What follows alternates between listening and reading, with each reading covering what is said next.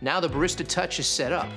We recommend that you select the Touch Guide, and the machine will guide you step by step to make your first coffee. Or at any time, you can select the Home icon to go straight to the drinks menu. From the drinks menu, swipe and select your preferred drink. The only thing you can't adjust on the screen is your grind size, which can be adjusted using the dial on the left-hand side of the machine. We recommend you start with a grind size of 14 to begin with, and slowly increase or decrease as you get more familiar with your machine. Decreasing your grind size will mean you get a finer grind,